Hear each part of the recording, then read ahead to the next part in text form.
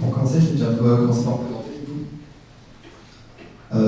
Donc je vais me présenter l'équipe, et je vais aussi présenter le contexte dans lequel l'équipe UX a rejoint le Drive. Donc moi, je suis du coup Romain, j'ai 25 ans, j'habite à Paris. Avant d'arriver ici, je travaillais chez Orange, Société Générale dans la finance. Il faut savoir que c'est mon premier CDI quand je suis arrivé chez Orange. Et j'ai suivi une formation qui était destinée à former des personnes en tant que chef de projet avec des grosses appétences en UX et en UI. Donc passionné. Oui, c'est vrai. Et ensuite, du coup, voici l'équipe avec laquelle je travaille tous les jours et au sein de Drive. Donc pour commencer, Benoît Douillard, du coup, qui est le manager de l'équipe, qui a de grosses appétences en UX et en UX recherche, notamment en UL. On est tous polyvalents entre guillemets. Ensuite, il y a Maxime, qui est aussi qui a de grosses appétences, notamment en UI. Si je pourrais préciser un peu plus sur la partie aussi mobile. Très calé, c'est généralement vers lui qu'on se retourne quand on a des interrogations, des questions concernant la mobile. Bien évidemment, il faut aussi de la recherche. Ensuite, Thomas, qui a rejoint l'équipe il y a très peu de temps, je dirais, il y a un mois maintenant, qui nous vient de chez SNCF. Pareil, très calé, partie mobile et web. Et enfin, Tori, qui est en alternance chez nous, qui a commencé du coup il y a un an, si je ne me trompe pas, et qui continue cette année aussi au sein de notre équipe. Et qui monte en compétence sur les parties UX, UI, et puis voilà. Du coup, le contexte, pour préciser, comme vous le savez, on a beaucoup de produits, que ce soit du client lourd, que ce soit du web, que ce soit de l'application mobile ou pas. C'est une nouvelle équipe, sachant que quand on est arrivé, pour information, je suis arrivé, Steven, pour ceux qui le connaissaient, était le plus ancien UX qui était présent. Une semaine après que je suis arrivé, il est parti. Donc pour le backup, c'était assez compliqué. Ensuite, juste pour préciser, c'est qu'avant, au sein du Drive, on parlait très peu d'UX, on en parlait, mais pas dans les particularités que possède l'UX. Et du coup, on s'est rendu compte qu'en arrivant, il y avait une grosse demande, parce qu'il y avait des besoins auxquels il fallait qu'on puisse répondre. Donc voilà pour le contexte. Donc l'objectif, c'est que dans cette présentation, on va essayer de présenter de manière assez théorique. Bien évidemment, on va pas rentrer dans les détails, on sait tous qu'il y a des endroits où ça marche plus ou moins bien. On pourra en discuter après pour trouver des améliorations. Je me suis focalisé sur un chemin idéal, d'accord. Donc, pour commencer, l'UX et l'agilité, je vais montrer que l'UX et l'agilité ça peut fonctionner, mais aussi des gros points de blocage. Je vais essayer aussi de montrer de quelle manière on est capable de réduire la dette technique et la dette UX sur les applications. Parce que oui, il y a aussi une dette UX sur les produits. Je vais essayer de montrer les principaux changements qu'on veut faire passer sur les applications de Drive au niveau UX et UI, que ce soit sur le web ou sur les applications et les clients. Et ensuite, on découvre ensemble le workflow actuel, idéal bien évidemment, de la vision qu'on a côté UX et produit sur le fonctionnement et la création des applications. Donc, UX et agilité. Donc, les points positifs et les points négatifs, on va commencer par le négatif. Il faut savoir que l'agile, c'est une approche qui est principalement développeur spécifique, même s'il y a des évolutions et des nouveaux processus qui émergent au fur et à mesure des années. Il est très compliqué, au vu du temps qui nous est attribué, de pouvoir, entre guillemets, faire toute une recherche, des tests, de la création. Si on part d'un sprint de 2 semaines, je laisse imaginer qu'en 2 semaines c'est très compliqué, notamment parce qu'il faut qu'on voie si on peut regrouper tous les utilisateurs qu'on a besoin de tester. Ça prend du temps énormément. Donc voilà par exemple un des problèmes qu'on a aujourd'hui. Ensuite, les approches agiles empêchent parfois d'avoir une vision globale. C'est pas forcément de la vision du produit, mais si on parle de la plateforme, ça nous empêche parfois d'avoir assez de recul pour pouvoir se projeter sur vraiment la vision globale du produit. Donc voilà parmi les points négatifs pour l'instant. Mais il y a du positif. C'est que la plupart des managers de chez Drive reconnaît les valeurs que l'UX peut apporter au produit. L'équipe UX est vachement volontaire. En tout cas, c'est comme ça qu'on se perçoit en tout cas. Et les retours qu'on a eu. On est capable d'être un minimum flexible, voire beaucoup dans certains cas. Et aussi, on essaie d'avoir un maximum de proximité, parce que c'est l'une des premières des premières remarques qu'on nous a fait lorsqu'on est arrivé, c'est qu'apparemment les anciens UX ne communiquaient pas assez avec la R&D, donc on a essayé de trouver une solution. Et la seule solution, c'est tout simplement de venir vous voir, d'échanger autour des travaux qu'on fait au quotidien. Ensuite, quand on parle de dette, que ce soit technique ou UX, j'ai essayé de définir la dette technique. Pour ça, j'avais été voir Daya, il m'a principalement expliqué qu'à l'écrire c'est très compliqué, il y a plusieurs cas à prendre, donc on a trouvé une solution assez simple. En gros, la définition en général de la dette technique, c'est tous les choix qui ont été faits dans le passé, qui aujourd'hui ralentissent, si vous voulez, la livraison. Pour faire simple, c'est ça. Côté UX, la dette, c'est une accumulation de choix qui ont été faits à la fois sur les fonctionnalités ou sur le design du produit, qui impactent aujourd'hui l'expérience utilisateur sur nos produits. Donc, pour côté UX, nous avons une méthodologie pour pouvoir réduire cette dette-là. Bien évidemment, à faire disparaître, ce sera un peu fou, mais en tout cas, on peut la réduire. Donc, dans un premier temps, il s'agit d'identifier à quel endroit on a de la dette. Donc, pour ce faire, on a des analyses, on a un tableau qui a été fait par Nielsen, qui s'appelle l'analyse heuristique. Donc, en gros, c'est présent, je vais vous montrer ensuite à quoi ça ressemble. C'est tout simplement un tableau. Donc là, c'est au format extrême, il y a plein d'autres formats. Pour info, c'est celui qu'on utilise aujourd'hui chez Audrey.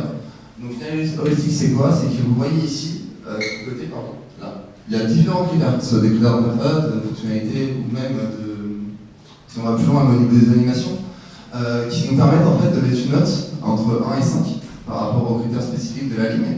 Et au final, on se retrouve avec une note, et en fonction de cette note-là, on est capable de savoir à peu près à quel endroit la dette UX est accumulée. Pour information, aujourd'hui, ces tests heuristiques ont été faits sur eExtranet et sur Pornox. Donc ensuite, donc sur, pardon, désolé. Ensuite, il s'agit aussi de pouvoir les prioriser. Donc, dans le fichier Excel que je vous ai montré juste avant, on est capable ensuite, comme je vous l'ai dit, de savoir à quel endroit il y a les plus grosses dettes qui existent et de pouvoir les prioriser ensuite, bien évidemment en collaboration avec les PO et les PM, bien évidemment, et aussi les développeurs, parce qu'eux aussi ont leur matière dans les produits.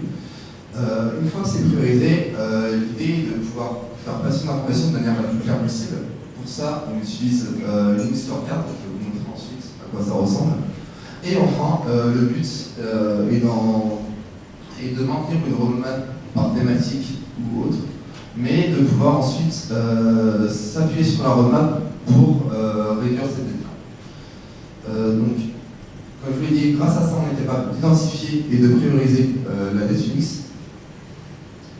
La scorecard permet de vous montrer l'information d'une manière claire et précise sur des thématiques qui peuvent être différentes. Et enfin la roadmap, qui permet entre guillemets d'avoir un chemin qu'on empruntera afin de la réduire au maximum. Donc voilà comment on est capable de calculer une dette UX. Là on rentre dans tout ce que je vous disais tout à l'heure, l'idée idéale du parcours d'un besoin qui part d'un utilisateur ou d'un benchmark ou des choses comme ça, pour arriver jusqu'à l'intégration dans nos produits finaux. Alors, dans un premier temps, il est important de se pencher sur 3 gros points, qui sont le fait de penser, de faire et de vérifier ce qu'on fait. Tout ça, c'est une logique ligne, il y a beaucoup de documentations dessus. Si vous avez besoin, n'hésitez pas à venir vers moi, je vous peux donner de la documentation là-dessus. Mais voilà vers quoi on essaie de se projeter. Alors, le rôle du PM, attention, je veux vexer personne, c'est mon idéal, ce serait qu'il ait la vision du produit, qu'il soit capable de regrouper les différents aspects, comme je vous disais, donc que ce soit suite à un benchmark de la concurrence, suite à un retour utilisateur ou un besoin d'un client, de maintenir une bonne communication au sein de toutes les parties prenantes, que ce soit côté support, en passant par la R&D, par les développeurs les commerciaux, les UX. Le but c'est simplement qu'il arrive à garder un même niveau de communication pour tout le monde. Notamment le même problème que rencontrait justement Jimmy avant, Julien, sur le fait que pour communiquer, c'était pas parce qu'on ne se comprenait pas en français, mais c'était vraiment parce qu'on avait des soucis de communication au niveau des informations qui passaient. Et enfin, d'être capable de coordonner et d'implémenter la roadmap en collaboration avec le PO. Côté UX, le but c'est que dans cette roadmap-là, on puisse ajouter justement des points fondamentaux sur l'UX, donc des bonnes pratiques, des résultats de recherche qu'on aurait pu mener auprès du directeur finaux. Bien évidemment, le mieux étant de proposer des wireframes dans l'idéal pour pouvoir un peu montrer la vision qu'on veut donner. D'expérimenter afin de pouvoir optimiser nos produits et bien sûr de faire des recommandations. On imposerait en recommande. Donc, pour reprendre, si on parle de découverte, c'était l'un des 3 gros points qu'on a abordé tout à l'heure. Le but c'est de découvrir et de chercher pour définir des scénarios d'utilisation et enfin d'obtenir un modèle de conceptuel.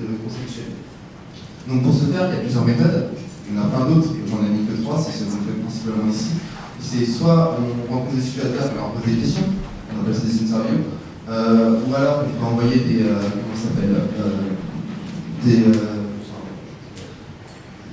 questionnaires ou des choses comme ça. Et enfin le benchmark, qui est principalement aujourd'hui fait en collaboration avec les PM et les UX pour information. Donc la philosophie qu'on veut faire passer aujourd'hui, c'est simple et minimaliste. Le moins égale plus, c'est-à-dire qu'en faisant du simple, l'expérience utilisateur est plus facile à comprendre que si on commençait à complexifier vraiment les fonctionnalités qu'on utilise.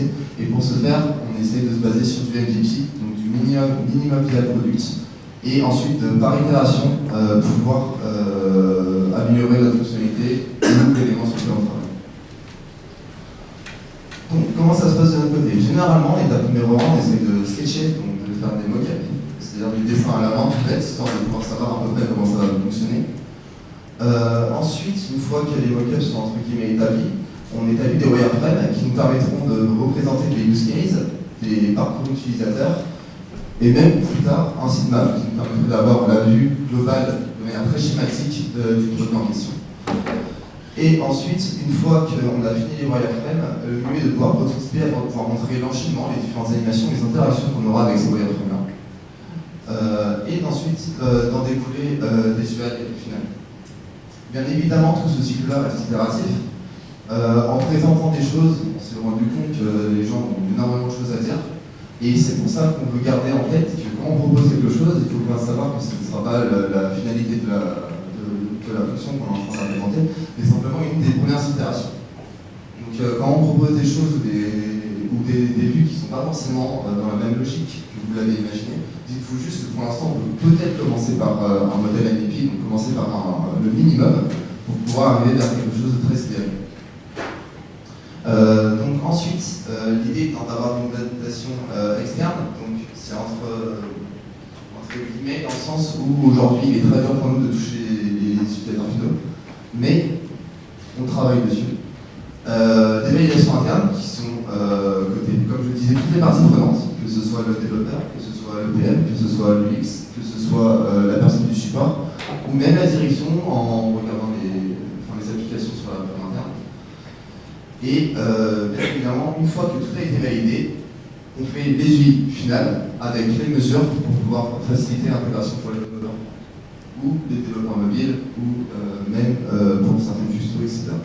Donc c'est pour ça qu'on utilise l'outil Sketch, pardon, je n'ai pas précisé. Comme outil pour mock-up, c'est Balsamiq, ou un dessin à la main. L'outil principal qu'on utilise pour les wireframes, etc., c'est Sketch. Pour ceux qui ne connaissent pas, c'est un peu le Photoshop pour les UI, entre guillemets.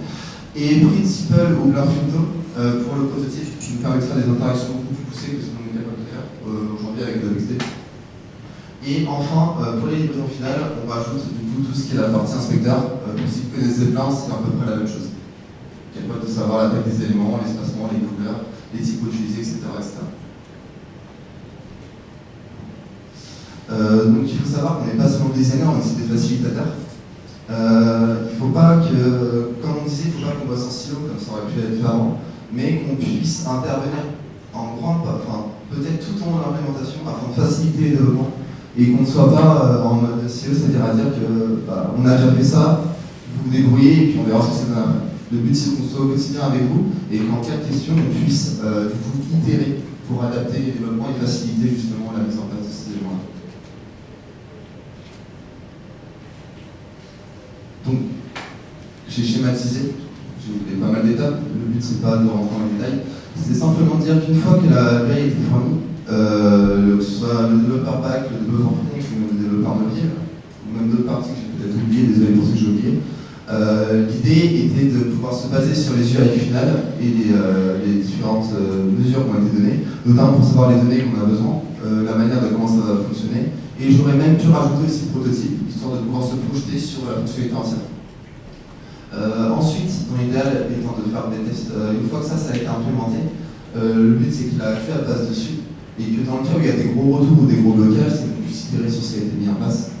Bien évidemment, c'est pas forcément très fluide, mais on va travailler ensemble pour que ce soit plus fluide. Là, je vous montre vraiment l'idéal. Et ensuite, une fois que c'est développé, donc ça c'est ce qui est fait beaucoup aujourd'hui, c'est des démos pour montrer entre guillemets ce qui a été fait lors du sprint précédent. Et ensuite, si je ne me trompe pas, suite au test effectué, on passe en équipe, qui est normalement en serveur dédié pour faire des tests en interne et faire des premiers retours avant la mise en production. Et enfin la MEP, donc la mise en production. Ensuite, l'idée, c'est qu'une fois qu'on a sorti la fonctionnalité en question sur le serveur, le but est de savoir est-ce que ça plaît ou est-ce que ça ne plaît pas. Parce que rappelez-vous, le but c'est de faire de l'itération. Donc du coup, de savoir si on a répondu aux besoins ou pas, et si on y a répondu partiellement, de savoir comment on fait pour y répondre complètement. Donc pour ça, il y a plusieurs manières de manière. Donc pareil, des questions des utilisateurs, des questionnaires, du tracking des applications. On ne le fait pas encore, je sais qu'il y avait des POC qui avaient été lancés. Des clubs utilisateurs qui sont faits ici parfois par thématique, pour simplement comprendre comment les utilisateurs utilisent nos produits aujourd'hui. On parle vraiment de rien, de pas. Et enfin le shadowing. Si vous ne savez pas ce que c'est, le shadowing, c'est tout simplement, on va se mettre derrière un utilisateur, donc pour ne pas le gêner, et on va lui demander de réaliser un parcours ordinaire sur lequel on pourra voir à quel endroit il faut améliorer les choses. Et on va rester avec un petit capteur, on va juste noter les endroits auxquels l'utilisateur va rencontrer des difficultés. Ou à des endroits où l'utilisateur va dire je trouve pas ça normal. Et on va juste les noter, sans forcément lui donner un avis ou dire que c'est comme ça que ça marche. C'est ça le principe du shadowing. Et suite à ces feedbacks, on saura si effectivement on a répondu aux besoins d'une manière plus ou moins bien. Et si on n'y a pas assez bien répondu, dans ce cas-là, on repart au départ. Pour éviter, en fait, si vous voulez, d'avoir. Dans l'idéal, le besoin utilisateur, c'est quoi? C'est il attend quelque chose et dans l'idéal, le but c'est d'arriver à la fin comme il le souhaite. Sauf qu'en général, on s'éloigne du besoin utilisateur. Donc, suite à la feedback, on arrive à retenir vers vraiment la solution idéale pour l'utilisateur ou le besoin. C'est important de garder ça en tête.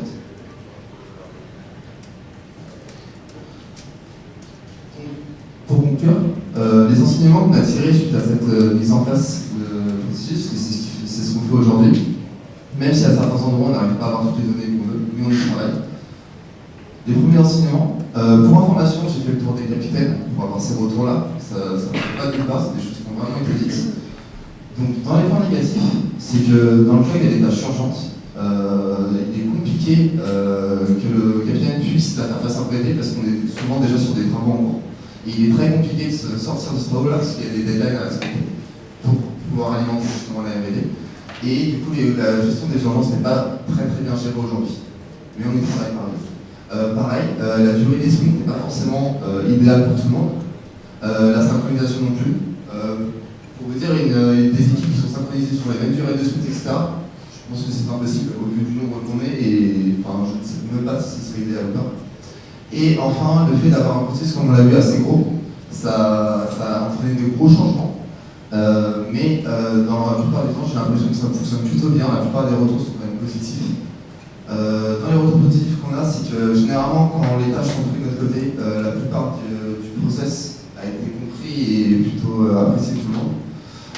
L'avantage aussi, c'est qu'on essaie de travailler à ce point de la R&D afin d'avoir un peu d'avance pour qu'il ne soit pas en attente de notre travail pour pouvoir travailler. Pareil, ce processus-là a été documenté afin d'accompagner dans le changement. On essaie de donner un maximum de visibilité aussi, ça a été apprécié. Et enfin, on arrive à avoir une pseudo-priorisation sur nos tâches, même si ce n'est pas encore l'idée. La next game, ce serait quoi? Ce serait BOR, pour ceux qui connaissent. BOR, c'est tout simplement un design system qu'on va essayer de mettre en place tous ensemble. Tous ensemble, que ce soit PO, support, tout le monde. Le but, c'est qu'on travaille tous ensemble dessus, afin d'obtenir vraiment une base sur laquelle on pourra se baser pour créer nos futures applications, ou même itérer sur les composants qu'on a actuellement et donner de la visibilité à n'importe qui, que ce soit une personne du support, donc bien évidemment une personne de chez Drive pour l'instant, mais une personne qui soit au commerce, qui veut savoir un peu à quoi ça ressemble, ou même une personne qui a jamais travaillé sur un projet, puisse voir les composants qui existent, pour s'en inspirer, peut-être pour faire des retours, des choses comme ça. Pour donner un exemple des systèmes, qui va parler à tout le monde peut-être, je ne sais pas si vous connaissez le site matériel.io, qui a été fait par Google. Pour information, un système ne se fait pas en 2 jours, c'est impossible. Il faut savoir que matériel.io a fait une grosse mise à jour il n'y a pas longtemps, pour passer en mode V2 si je ne me trompe pas, mais ça fait depuis 2014 qu'ils travaillent dessus. Donc on est en 2018 et là seulement ils commencent à faire une version, donc ça prend énormément de temps. Mais petit à petit, on pourra avoir une chose assez solide et sur laquelle on pourra baser pour nos futures applications. Ensuite, donc ça va de pair avec les systèmes, c'est qu'on va mettre à jour entre guillemets le processus qu'on utilise aujourd'hui. Aujourd'hui, on travaille en Scrum avec des sprints de 2 semaines. L'idée serait peut-être de passer en Kanban. Il me semble en avoir discuté avec Mehdi sur le fait qu'il y aurait peut-être une mise à jour de Jira qui permettrait de favoriser l'utilisation du Kanban dans le processus actuel. Donc pour le moment, on attend la mise à jour pour voir si c'est faisable ou pas. Et enfin, de faire différents ateliers, que ce soit de la co-création, qu'on a proposé côté X, notamment sur le travail du sur vraiment spécifique, soit de la co-création aussi avec les PO pour améliorer le processus actuel, ou améliorer les applications, tout simplement en lançant des idées, et en co-créant à plusieurs, on ira peut-être plus vite, sûrement plus vite. Et aussi des workshops autour de, je sais pas, de sujets UX, de sujets de R&D, et de choses comme ça. Donc, merci à tous pour votre attention.